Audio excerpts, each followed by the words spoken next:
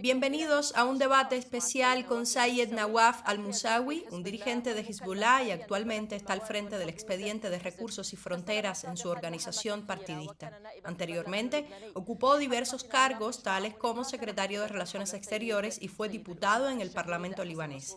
En este episodio discutimos con nuestro invitado varios temas relacionados con el mártir Sayed de la nación Hassan Nasrallah, su martirio, el papel de Estados Unidos en este crimen, así como el rumbo de Hezbollah durante y después de la agresión israelí. Damos la bienvenida a todos nuestros televidentes. Bienvenido Sayed Nawaf al-Musawi. Esta es la primera vez que comparece en una entrevista televisiva después del martirio de Sayed Hassan Nasrallah. Señor Nawaf, se suele decir que las primeras impresiones son importantes, pero que las últimas son las que perduran para siempre. ¿Por dónde prefiere empezar? ¿Por la primera impresión y el primer encuentro con Sayed Hassan Nasrallah o por la última conversación que usted tuvo con él? La última conversación que tuvimos. Si me preguntas por qué dudé en responder, es porque con toda certeza, cada momento que tuve la oportunidad de compartir con Sayed Hassan Nasrallah es para mí inolvidable. Y te diré algo más. Hasta ahora sigo viviendo mi día a día como si Sayed estuviera aún vivo. Es cierto que según nuestra fe, Dios dijo, no digan de quienes han caído en el camino de Dios que están muertos, sino que están vivos, aunque ustedes no lo perciban. Pero además yo diría incluso que sí, lo percibo como vivo entre nosotros. Es decir, aún no me he acostumbrado a la idea de que Sayed ha partido de este mundo. Sigo en esa sensación. Por eso para mí este asunto no pertenece al pasado. Y aunque en la experiencia humana el tiempo no es lineal, no, es un círculo, pero lo importante es que el pasado puede ser presente y puede ser futuro. Hablo desde una experiencia personal. Por lo tanto, sigo viviendo bajo la sombra de Sayed. Siento su presencia espiritual. No digo que esto sea algo exclusivo mío. Un ministro me contó que en un debate dentro del gabinete sobre un determinado asunto pensó, si Sayed estuviera aquí, ¿qué haría? Se lo imaginó y actuó en consecuencia. Creo que Sayed sigue presente en la conciencia de todos nosotros. Su presencia tenía tal fuerza que, como dijo el presidente del Parlamento, Navid Berri, por la intensidad de su presencia, no sentimos su ausencia. Pero concretamente, si quisiéramos volver a... Intento no recordar, porque no logro contenerme. Con Sayed es algo diferente. Nadie que haya estado con él, ni siquiera un adversario, ha podido evitar sentir afecto hacia él, porque Sayed trataba a todos, incluso a sus enemigos, desde su humanidad antes que cualquier otra arista. Por eso cualquiera que se encontraba con él sentía que establecía de forma natural una linda conexión con una parte de su propio ser.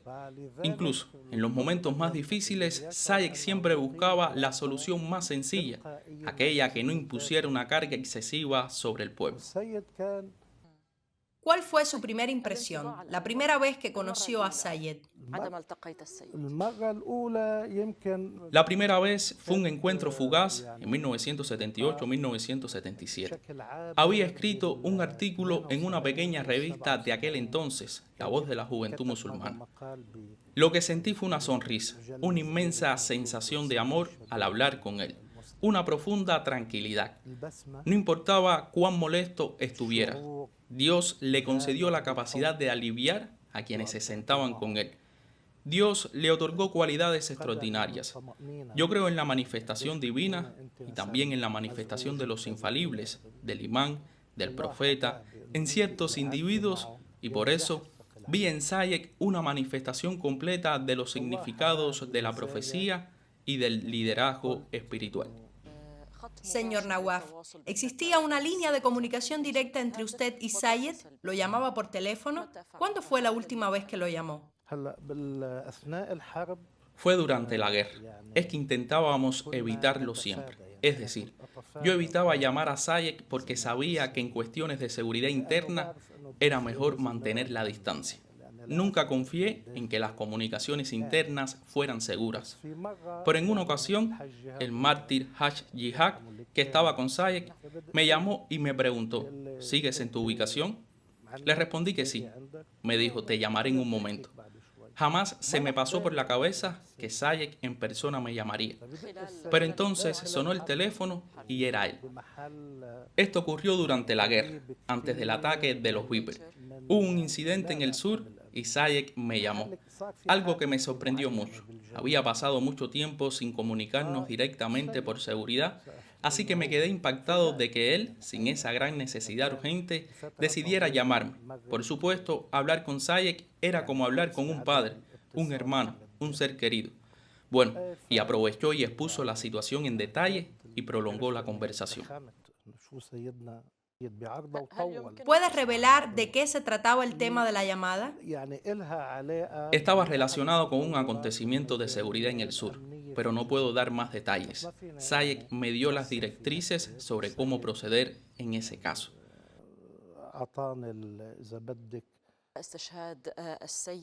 Tras el martirio de Sayed, usted expresó que estaba en estado de dolor y amargura y quizás aún lo esté.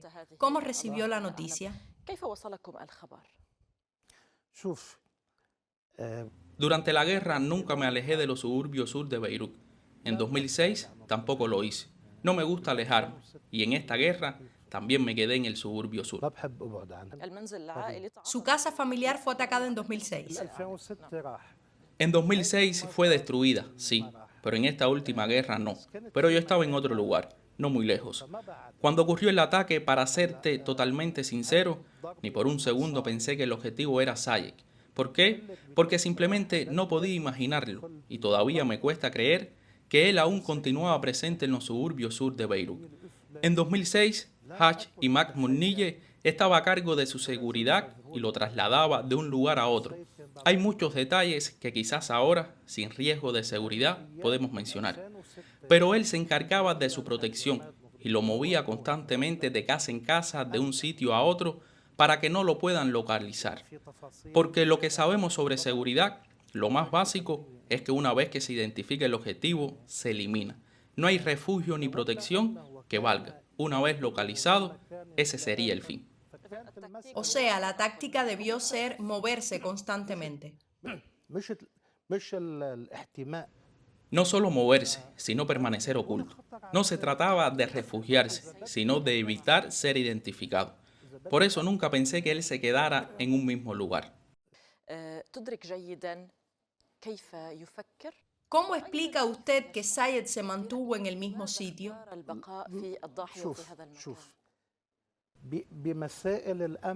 Más que eso, cuando ocurrió el ataque, yo tenía que ir a casa a buscar algo de mi casa que no estaba ni demasiado cerca ni demasiado lejos del lugar de la explosión. Seguí mi camino, subí a casa, recogí lo que necesitaba y bajé. Más tarde, cuando empezaron a circular las noticias, utilicé la línea interna para preguntar qué ha pasado.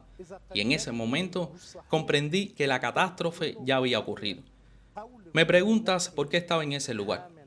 Yo sé que no debería haber estado en ningún sitio donde pudiera ser identificado. En mi opinión, los suburbios sur de Beirut enteros estuvieron en la mira y bajo el microscopio de Estados Unidos e Israel desde antes de 2006 y antes, desde el año 2000.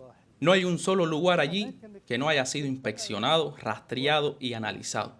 Los estadounidenses e israelíes tenían una visión tan clara de la población de los suburbios sur que conocían exactamente quién vivía en cada edificio. Por eso jamás imaginé que él seguiría allí. Sin duda, esto me dejó en estado de shock. Señor Nawaf, usted era cercano al mártir Sayed Hassan Nasrallah y conoce bien su forma de pensar y de sentir. En su opinión, ¿por qué eligió quedarse en Beirut y en ese lugar? En cuestiones de seguridad, no se le puede pedir a la persona protegida que elija dónde estar. No debería ser su propia decisión. Supongamos que una figura importante dice, quiero ir a este lugar, y tú, como responsable de seguridad, consideras que no es seguro, debes decirle que no. La decisión del equipo de seguridad es la que debe prevalecer. Por eso, no diré que Sayed eligió quedarse allí, como se ha dicho. Lo que me impactó fue preguntarme por qué se quedó allí. En mi opinión, él no debería haber estado en los suburbios sur en absoluto. Había muchos otros lugares donde podría haber estado. Solo Dios sabe qué ocurrió exactamente. En esta guerra, hubo varias circunstancias extrañas. Puedes considerar la posibilidad de una infiltración tecnológica o humana, pero también hubo fallos internos, como si hubiera una especie de deficiencia en nuestra propia gestión. Siempre he creído que la ausencia de figuras históricas de la resistencia tuvo un alto costo. Si Haj Imad Muniyy o Zayed Mustafa Badr ad-Din hubieran estado vivos, esto no habría sucedido. No estoy revelando secretos. Zayed mismo y Haj Qassem hablaron sobre dónde se vieron durante la guerra. Se sentaron bajo un árbol en algún lugar y no fue precisamente en los suburbios sur de Beirut. Ahora, si colocas a alguien en el suburbio sur, aunque lo fortifiques con miles de protecciones contra ataques nucleares, seguirá siendo vulnerable. Y el resultado lo hemos visto.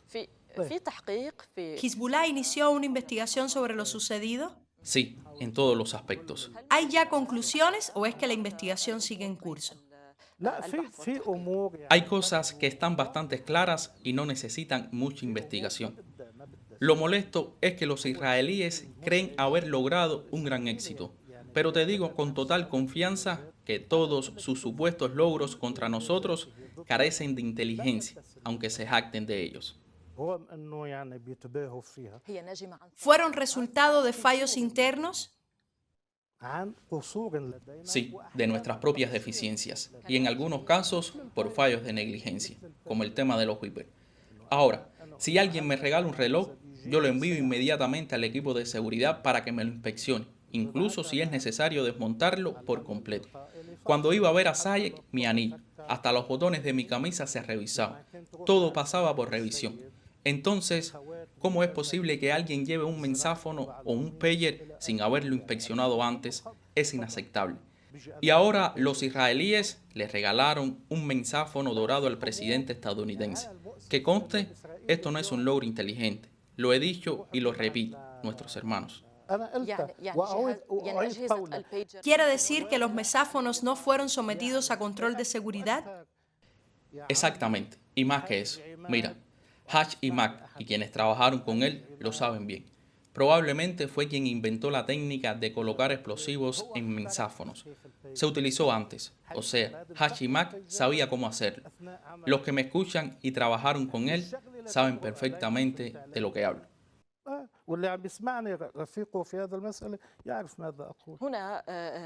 En su discurso, Zayed Nasrallah mencionó un círculo de seguridad extremadamente reducido. ¿Se refería a este asunto? Tras lo ocurrido, Zayed comprendió que había una brecha técnica y por lo tanto una filtración de información. Por eso ahora la comunicación se hace a través de papeles físicos que van y vienen. En aquel entonces, él entendió que algo está mal. En cuanto a la posibilidad de infiltración humana, ese es un asunto que los aparatos de seguridad están investigando actualmente. En relación con la investigación, usted mencionó algunas conclusiones. Sí, cosas como lo de los mensáfonos no requieren una gran investigación. ¿Quién lo compró? ¿Quién lo vendió? ¿Por qué no se inspeccionó antes de usarlo? Digo esto porque Hezbollah ha sido un modelo distinguido de resistencia a nivel mundial. Desde América Latina hasta Asia, pasando por Europa, Hezbollah es visto como la referencia. Así que cuando Hezbollah sufre estos golpes, insisto en que no son logros israelíes, sino fallos internos nuestros. Los israelíes no son tan inteligentes como para que David Barnea y Benjamín Netanyahu se sientan durante horas jactándose de que lograron esto o aquello, ¿no? Esto ocurrió por nuestras propias deficiencias. ¿Está diciendo que incluso el asesinato de Zayed Hassan Nasrallah no fue realmente un gran éxito para Israel? Es que me sorprendió que él estuviera allí todavía. Me puedes decir que los israelíes identificaron su ubicación, pero estamos hablando de Har Harei, un área que los israelíes y los estadounidenses han estudiado minuciosamente desde el año 2000. Saben exactamente quién vive en cada edificio. Conocen cada rincón. En Líbano, la inteligencia estadounidense trabaja directamente en beneficio de Israel.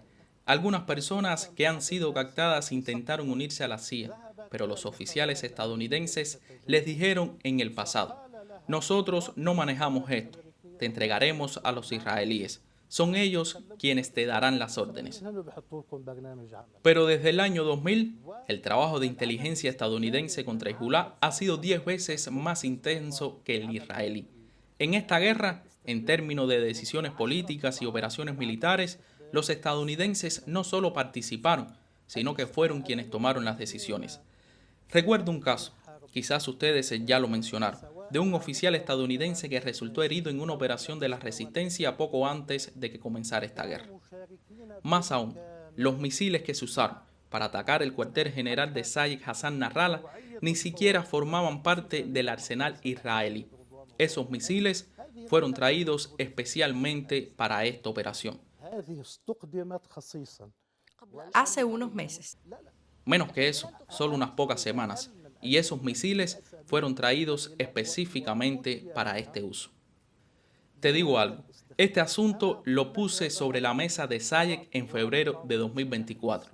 Le dije, Sayed, lo que estamos enfrentando ahora es la decisión de Estados Unidos de imponer su control absoluto sobre nuestra región debido a la derrota de la OTAN en Ucrania. Los estadounidenses no permitirán que quede ningún resquicio en Medio Oriente que pueda ser aprovechado por potencias rivales como China o Rusia para establecerse aquí. Por lo tanto, el primer objetivo es eliminar la resistencia en Líbano, luego derrocar al régimen en Siria. Esto estaba escrito y se encontraba en la mesa del secretario general en febrero de 2024. Y en tercer lugar, contener a Irán, ya sea a través de negociaciones que la devuelvan a la órbita del control estadounidense o mediante un ataque devastador contra el país. ¿Este factor cambió la estrategia de Sayed Hassan Nasrallah? Sayed tenía un compromiso moral con el pueblo palestino. Él era hijo de la escuela de Ashura. Esa escuela no puede escuchar el clamor de un oprimido pidiendo ayuda y quedarse de brazos cruzados. Sin embargo, él no imaginaba hasta dónde llegarían las cosas. Sabía que al abrir este frente, el enemigo desafiaría toda nuestra capacidad de disuasión y atacaría sin dejar ningún objetivo sin golpear. Sayed creía que la resistencia en Palestina, junto con este frente, podría quebrar la postura de Israel y Estados Unidos y con ello poner fin a la guerra, sobre todo considerando el costo humano en el lado palestino. Pero lo que creo que nadie podía prever era el nivel de brutalidad de Occidente. ¿Cómo es posible que el mundo occidental, que se autoproclama defensor de los derechos humanos, haya permanecido en silencio ante esta masacre? Este fue un nuevo dato chocante en el panorama. Por supuesto, Sayed intentó, en la medida de lo posible, equilibrar la necesidad de poner fin a la agresión contra el pueblo palestino con el cierre del frente de manera que sirviera a los objetivos estratégicos. Pero mientras tanto, los estadounidenses e israelíes continuaron con su barbarie.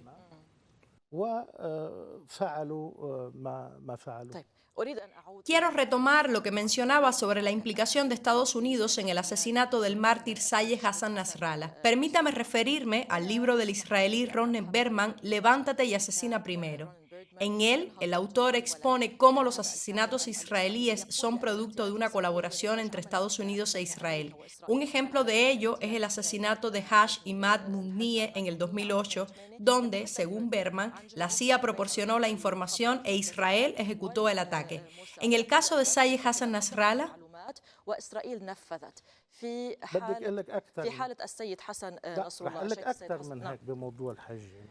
te diré más sobre el caso de Hash Imad.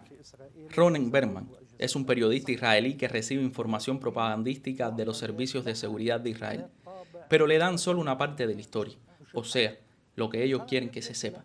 Si retrocedemos en el tiempo, antes de que saliera ese libro, hubo un conflicto entre Netanyahu y Obama sobre quién era más firme en la defensa de Israel. Fue entonces cuando la CIA convocó a periodistas de Newsweek y de Washington Post y les reveló una historia completa. No solo proporcionaron información, la carga explosiva con esferas metálicas utilizada en el asesinato de Hash Imad fue diseñada y probada por los estadounidenses. No solo dieron los datos, sino que también prepararon la bomba. Israel solo tuvo el privilegio de presionar el botón. Y en el caso del asesinato de Sayed, la información, el método, los misiles, el momento y la decisión fueron parte de un esfuerzo conjunto, pero Estados Unidos fue el principal responsable. Si revisas ahora, hay varios medios que han publicado sobre cómo The New York Times intentó lavar las manos de la administración estadounidense en los crímenes de Gaza, presentando a Biden como alguien en desacuerdo con Netanyahu, pero así no se analiza la política. Te digo que muchos árabes han caído en la trampa de creer que Biden quería detener la guerra y Netanyahu no. Pero basta reflexionar en un simple hecho. Si Biden realmente hubiera querido parar la guerra, le bastaba con cerrar la pila o el pase del suministro de municiones que fluye diariamente hacia Israel. Si lo hubiese hecho, Israel se habría detenido de inmediato, pero no lo hicieron. Las posiciones estadounidenses se leen a partir de este suministro de armamento que siguió y no se detuvo ni una sola vez, mientras que todo lo que se dice es que se había detenido y eso era mentira. Te hablé antes del salvajismo europeo. Alemania tampoco detuvo el suministro de municiones ni el Reino Unido. Ninguno dejó de proporcionar su apoyo a Israel. Por lo tanto, Estados Unidos eligió, participó, decidió y ejecutó todo, junto con Israel, y desde el 7 de octubre, Israel llegó casi a colapsar y fue Estados Unidos quien intervino para restaurar su moral y reorganizar sus fuerzas a través de su ejército y agencias de inteligencia. Hoy, la administración estadounidense en su conjunto, y no solo Biden, es responsable de esta operación. Si recordamos, el asesinato de Hashimak fue en 2008 y hasta el 2012 se tuvo que esperar a que The Washington Post haya publicado detalles al respecto. Así que esperemos, y verás que antes que nadie, los propios estadounidenses acabarán admitiendo su papel activo en esta operación. Yo sostengo que sin el respaldo de la administración estadounidense, Israel no habría podido mantener esta guerra durante tanto tiempo, ni siquiera en términos de municiones, muchas de las cuales no están en su propio arsenal.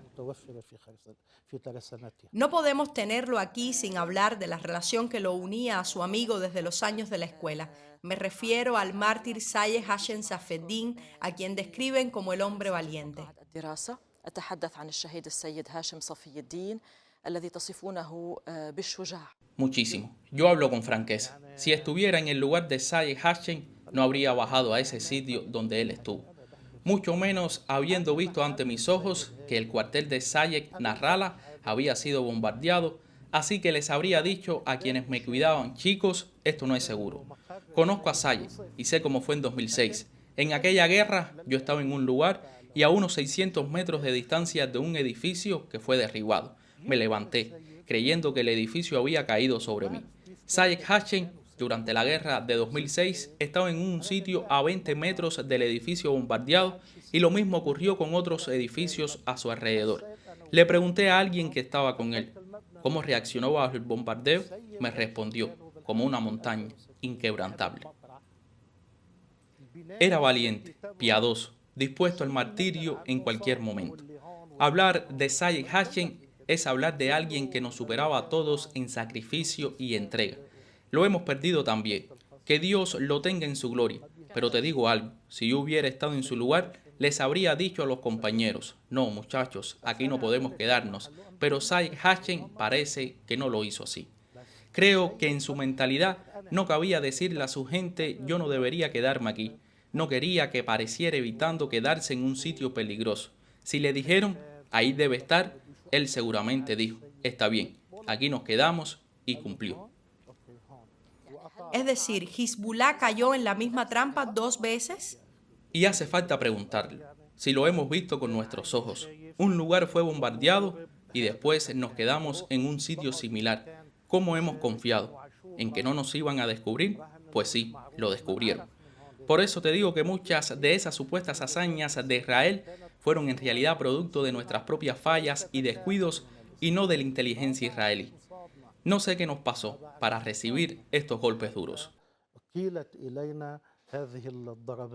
¿Fueron consecuencias del tema de los mesáfonos, ese ataque que cortó las comunicaciones? No necesariamente tiene relación con los mensáfonos. Ese es otro asunto, no lo sé. Quizás es algo que yo también viví en esta guerra. Por ejemplo, en esta guerra, y no te exagero, cuando salí de ella, no sentí alegría. Hubiera preferido no salir y haberme unido a los que partieron de este mundo antes que yo. ¿Es una respuesta emocional? No, lo digo convencido. Ojalá y hubiera partido. ¿Por qué seguimos aquí? Después de fulano, fulano y fulano, todos los compañeros con quienes hablamos a diario. Algunos podrían interpretar estas palabras como un discurso derrotista. No es derrotista para nada. Quizás por la edad sentimos más cercana nuestra salida de este mundo, te lo juro. Ahora mismo, si me dijeras, pues... Pero hay una nación que se aferra a ustedes, Sayed Nawaf. Así es. A veces, en ciertos momentos, uno busca su propia victoria al partir de este mundo mártir en el camino de Dios, y por ello puede que se disminuye su preocupación por sus medidas de seguridad. Quizás sea eso, en fin. Pero te hablo desde la experiencia. Cuando se anunció el alto al fuego de manera general, porque en realidad las hostilidades nunca se detuvieron y aún continúan, no sentí alegría. Simplemente la vida avanza y la edad también. Además, la idea del martirio para nosotros es algo central. Ahora estamos en las noches benditas de Ramadán y cada noche hay una súplica que tiene suplementos. Uno de esos suplementos dice: oh Dios, concédanos el peregrinaje a Meca. Oh Dios, concédanos caer mártires en tu camino. Tal vez la mayoría de los jóvenes sientan lo mismo. Mira al Hajj Abdel Kader, su inteligencia es deslumbrante. ¿Por qué se quedó allí?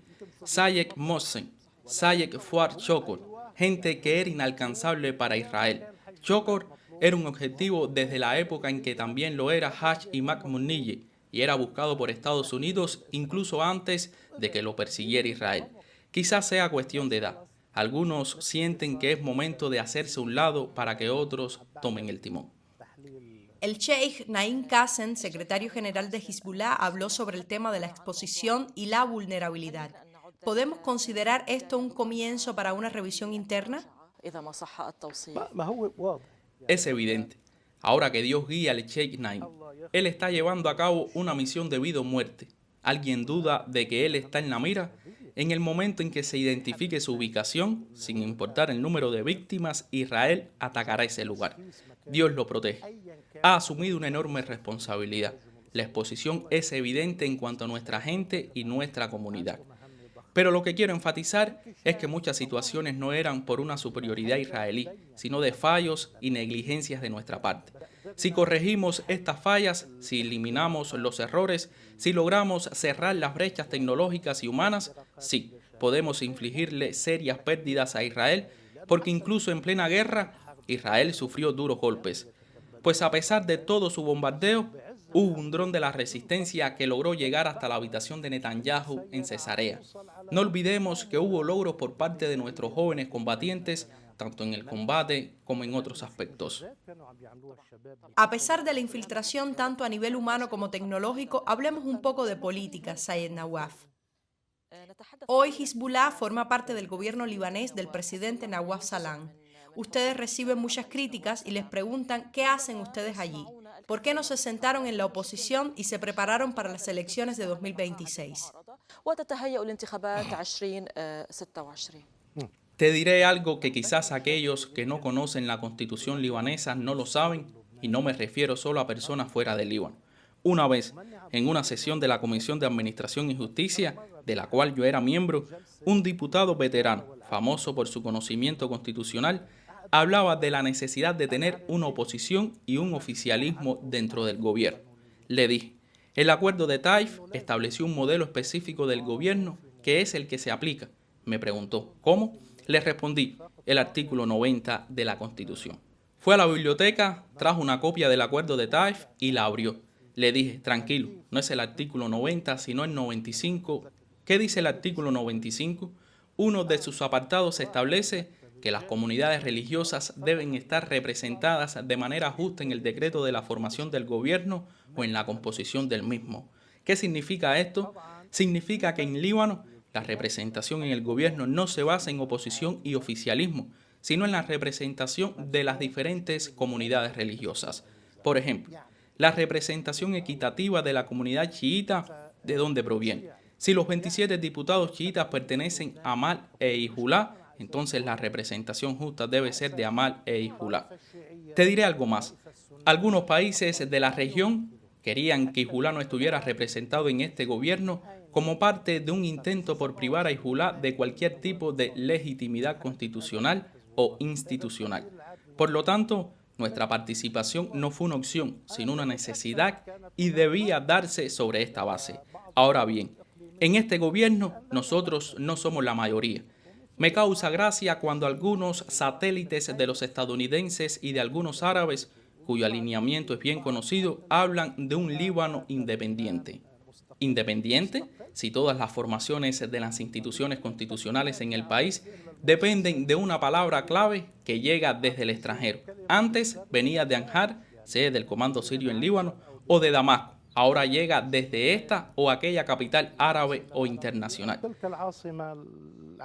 Por cierto, todos hablan abiertamente de una nueva era de tutela extranjera. Exactamente. Es una descripción exacta y precisa de la realidad. En una entrevista con un canal saudita, el presidente de la República, Joseph Aoun, dijo que su mandato no terminará sin que todas las armas estén en manos del Estado y sin que las decisiones de la guerra y la paz sean exclusivas del Estado libanés. ¿Significa eso el fin de Hezbollah militarmente como lo conocemos hasta ahora? Es evidente que el presidente de la República tiene una visión clara en este asunto y la nuestra también lo es. Hasta el momento, nuestras prioridades difieren de la de muchos sectores, incluido quizás el presidente de la República. Por ejemplo, en este momento, nuestra prioridad es la reconstrucción de lo que ha sido destruido en la agresión, lo cual es lógico y natural. Después de todas las guerras a lo largo de la historia, lo primero que se hacía fue reconstruir. Sucedió así incluso tras la Primera y la Segunda Guerra Mundial. Aquí, en Líbano, escucho opiniones absurdas como primero debemos hacer reformas, combatir la corrupción. ¿Les están presionando donde más les duele? La prioridad ahora para nosotros es la reconstrucción. Para quienes intentan presionarnos con este tema, miren, desde hace tiempo, el Said Nasrallah reunió a las personas afectadas y les dijo: si es necesario, yo mismo iré a buscar los recursos de aquí y allá y de todos lados para reconstruir sus casas, y saben que lo haré. La gente se puso a llorar porque el Said utilizó una expresión que por humildad yo prefiero no repetir. Quienes creen que con medidas políticas o de seguridad pueden impedirnos reconstruir están equivocados. No aceptaremos que nos impidan la reconstrucción y encontraremos los medios para llevarla a cabo por nuestro pueblo. Nadie podrá presionarnos con este tema, porque si Dios quiere, tenemos los recursos y la capacidad para hacerlo. Hoy se habla de que la reconstrucción se daría a cambio del desarme. Hemos dejado claro a todos los interesados que ni se les ocurra. ¿Acaso no dijeron que era un compromiso y una promesa? ¿No se comprometieron con la reconstrucción, ya sea el presidente de la República o el primer ministro? Creo que el primer ministro dijo algo como compromiso y promesa, pero condicionar la reconstrucción a reformas administrativas, lucha contra la corrupción, desarme, modificaciones al acuerdo de Taif, todo eso hay que aclararlo por completo. El tema de la reconstrucción no está sujeto a ninguna condición. No pagaremos ningún precio político por la reconstrucción. Nos encargaremos de ella nosotros mismos, una vez que los demás se laven las manos del asunto. En cuanto a las prioridades, hemos dicho que primero está la reconstrucción y luego está la liberación. Hoy en día, algunos hablan abiertamente de monopolizar las armas, de acuerdo, pero si van a plantear eso, al menos demuestren que su propuesta tiene sentido, demuéstrenlo como Estado. Yo no tengo responsabilidades gubernamentales, pero les diré esto. Antes de hablar de monopolizar las armas en manos del Estado, hagan que Israel se retire de cada punto que ocupe en Líbano. Solo entonces podrán decirle a Hezbollah que el Estado debe tener el monopolio de las armas. Porque mientras haya territorios ocupados, Hezbollah seguirá diciendo que la vía diplomática no es suficiente, y esto no es solo la opinión de Hezbollah. Muchos analistas políticos y expertos en relaciones internacionales lo sostienen. Por lo tanto, la pregunta que debemos hacernos hoy es: ¿cómo planean liberar el territorio que aún sigue ocupado? Porque lo que sigue ocupado no son solo 5 puntos aislados en la zona fronteriza. No sé si ustedes han abordado este tema, pero lo que hay ahora es una franja de seguridad, un nuevo cinturón de seguridad. Esto es una ocupación en toda regla. Y lo peor es que Israel lo dice abiertamente, y lo que es peor aún, dice la verdad cuando afirma que esto se hizo con el consentimiento de Estados Unidos. Lo digo para quienes están en el poder y son aliados de Estados Unidos. Siempre les hemos dicho que cuando hay un conflicto o contradicción entre sus intereses y los de Israel, Estados Unidos siempre elegirá a Israel. ¿Hoy Líbano no está capacitado de expulsar a Israel de ese territorio ocupado? No es Líbano en sí. Aún existe la oportunidad para que las autoridades demuestren que son capaces de llevar a cabo la liberación. Todavía tienen margen para ello. Si las autoridades no logran hacerlo, entonces Líbano como nación deberá defender su soberanía. Según la Constitución, la responsabilidad de la soberanía y su defensa recae sobre todo el país, incluido el pueblo y sus organizaciones combatientes y de resistencia. Ejercer la soberanía es tarea de las autoridades. Aquí hay una distinción importante que debemos hacer, y esto lo aprendí de un ilustre jurista libanés. Existe una diferencia entre ejercer la soberanía y defender la soberanía. La defensa de la soberanía no es responsabilidad exclusiva del gobierno. En Líbano se habla del Estado, pero no, en realidad hablamos del gobierno, porque según la teoría política básica, un Estado se compone de territorio, pueblo y gobierno. Lo que nos concierne aquí es el gobierno. El gobierno debe demostrar ahora su capacidad de liberar la tierra antes de perderse en debates sobre el monopolio de las armas y demás cuestiones. Demuéstrennos su capacidad para sustituir la opción de la resistencia. Demuéstrennos que pueden liberar el Líbano mediante la diplomacia. Demuéstrennos que pueden hacerlo mediante alianzas políticas. Pero les advierto que no se hagan muchas ilusiones, porque ahí tienen a Zelensky como ejemplo. Al final, los grandes intereses son los que mandan, pero en cualquier caso aún tienen la oportunidad. Así que no se confundan con las prioridades. El orden de las prioridades es claro: reconstrucción, liberación, defensa del Líbano. Solo después de la reconstrucción y la liberación viene la cuestión de cómo se defenderá el Líbano. Sobre la defensa, nosotros tenemos una visión clara. Su eminencia, el Sheikh Nasrallah, ya lo explicó. Creemos que la guerra convencional contra Israel, una guerra de ejército contra ejército, no es viable en el caso libanés. Pero ustedes deben convencer a los distintos sectores del país de esta idea. Mira, la diferencia entre nosotros y ellos es clara. La diferencia es que nosotros somos quienes sufrimos directamente la ocupación, es decir, nuestras regiones. Si ahora dijera que hay ocupación en ciertas regiones, por ejemplo en el valle de la Bekaa, en Akkar, Yuni, Kasserwan, ¿su población aceptará vivir bajo ocupación? ¿Aceptará que su movimiento y su vida se vean paralizados por la ocupación israelí? No. El tiempo se nos acaba. Debo entender entonces que Hezbollah podría volver a usar las armas para liberar estos territorios, tal vez de una forma que no hemos visto antes. Nosotros somos diferentes porque somos los heridos. Nosotros estamos bajo agresión. Somos los que estamos en la línea del fuego. En este punto, su eminencia, el secretario general, ha sido claro.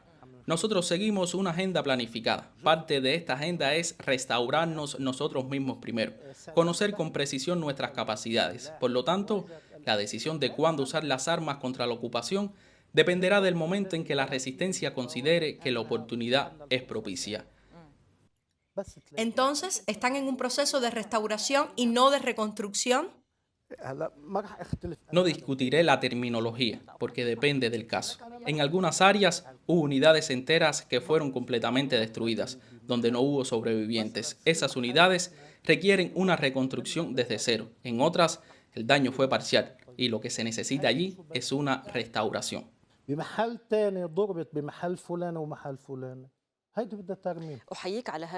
Sayed Nawaf, lo felicito por su franqueza y valentía. Para finalizar, hay quienes dicen que el eje de la resistencia se ha desmoronado. Netanyahu afirma que los ataques de los mesáfonos crearon un punto de inflexión que llevó en última instancia a la caída del régimen en Siria. Por lo tanto, ¿adiós al eje de la resistencia? Nunca acepté el término eje, porque eje es un concepto que se utilizó en la Primera y Segunda Guerra Mundial para referirse a...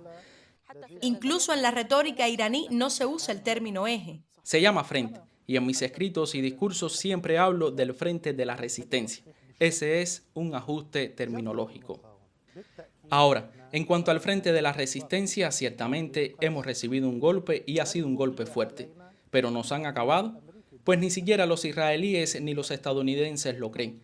Y hablando de Siria, en Siria existía un gobierno que ofrecía su territorio como profundidad estratégica para la resistencia. Ese gobierno ya no existe. ¿Cuál es la situación en Siria ahora? En mi opinión, los libaneses debemos preocuparnos por la unidad de Siria. Estoy de acuerdo en que su unidad está en peligro y ¿por qué? Turquía quizás tiene intereses en que toda Siria quede bajo su control. Pero veamos lo que realmente ocurre sobre el terreno. Estados Unidos controla la zona kurda al norte del Éufrates. Israel se ha infiltrado profundamente y ha llegado hasta Daraa. Por lo tanto, tal vez debemos trabajar junto a nuestros hermanos sirios para preservar la unidad de Siria y superar todas las diferencias. ¿Cómo pueden mantener su unidad? Debemos asegurarnos de que se conserve. Y en este sentido, si ahora me preguntas por el papel de algunos políticos como Walid Yumblatt para impedir que Israel se infiltre en ciertas áreas y sectores de Siria, te diré que es algo positivo y que merece nuestro reconocimiento.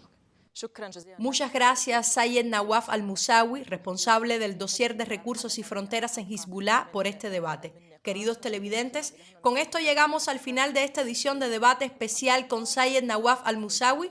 Hasta la próxima.